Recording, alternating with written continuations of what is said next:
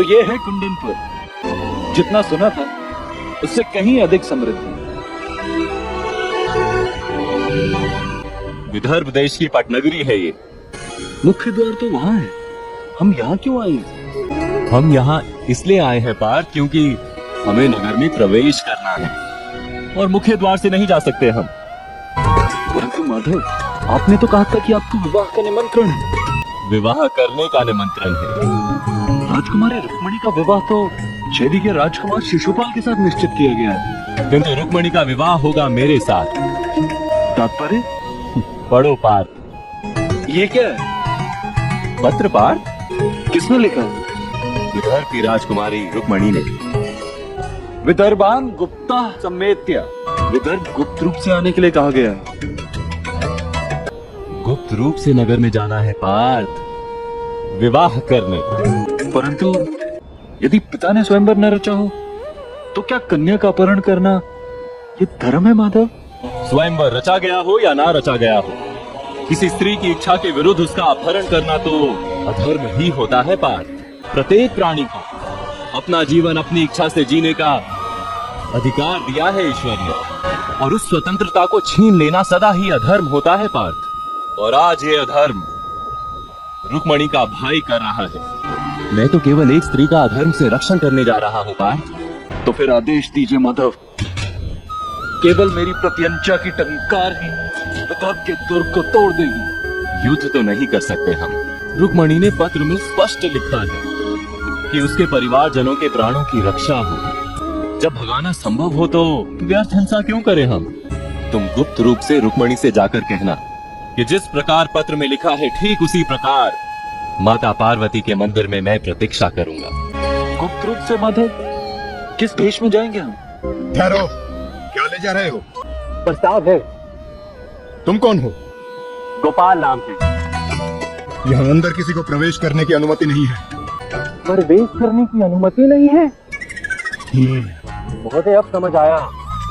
वो यादव है ना, यादव कृष्ण, ऐसे ऐसे कार्य किए हैं उसने कि आप जैसे शस्त्रधारी रक्षकों को भी हम गोपालकों से भय होता है। हमें कोई भय नहीं है। तो ये जरा सा फिर पास ले जाए। ठीक है, चले जाओ। ये कौन है? बहन है महोदय, बृहनला नाम है। रुक्मणी का ज्येष्ठ भ्राता, विदर्भ का युवराज। उसी से पूछते हैं कि रुक्मणी का आवास कहाँ पर है।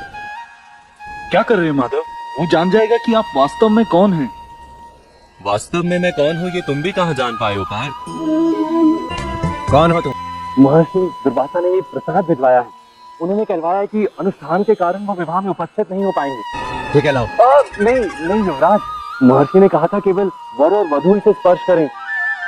ठीक है, स्वयं जाकर दे दो। अब जाओ, एक प्रहर में रुक्मणी को माता के मंदिर में ले आना। मैं तुम्हारी प्रतीक्षा करूंगा। विचार करो रुक्मणी, छेदी के युवराज शिशुपाल यहाँ आ गए हैं। कल प्रातः काल विवाह की विधि संपन्न होने वाली है। अब तुम विवाह नहीं करोगी तो जानती हो क्या होगा? युवराज शिशुपाल को बहुत दुख होगा। मूर्खतापूर्ण बातें मत करो रुक्मणी। पिताश्री का अपमान होगा, छेदी के साथ विदर्भ का बैर होगा। सम्राट जरासंध जैसे राजा को हम पर क्रोध आएगा।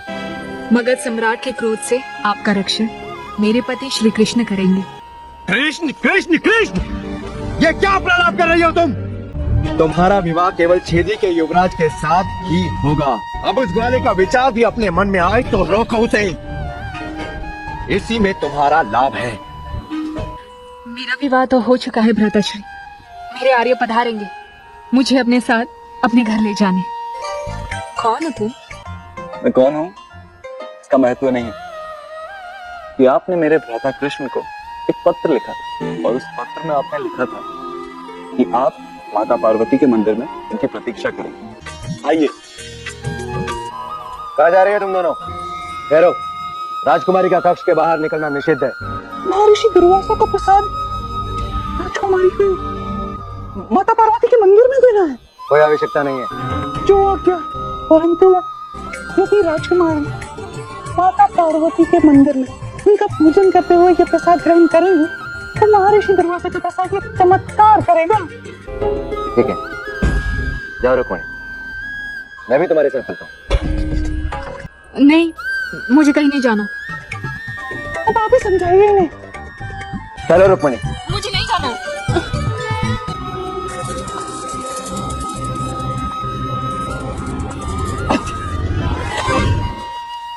बंदी बना लो इसे।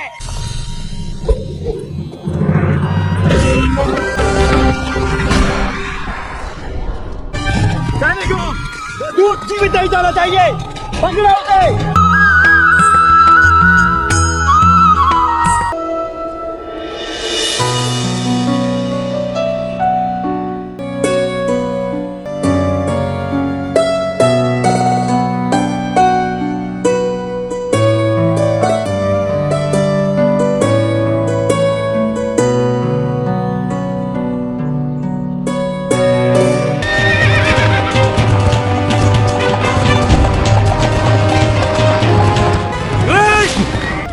पधारिए भ्राता रुक्मी और अपने बहनोई का प्रणिपात स्वीकार कीजिए। रुक्मणी का विवाह शिशुपाल के साथ निश्चित हो चुका था। किसी और की संपत्ति लेकर भागते हुए तुम्हें लज्जा नहीं आती?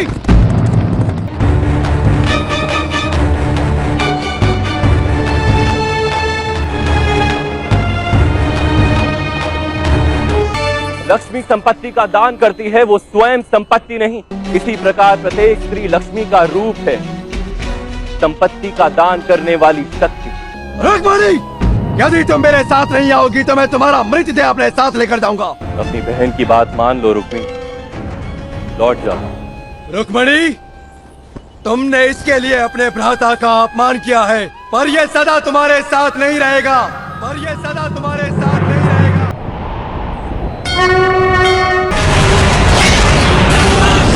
अपनी बहन के विषय में ऐसे भीषण शब्द बोलते हुए तुम्हारा हृदय नहीं कांपा? तुम्हारी इस उद्दंडता के लिए मैं तुम्हारे प्राण ले लूंगा। मैं तुम्हारे प्राण ले लूंगा।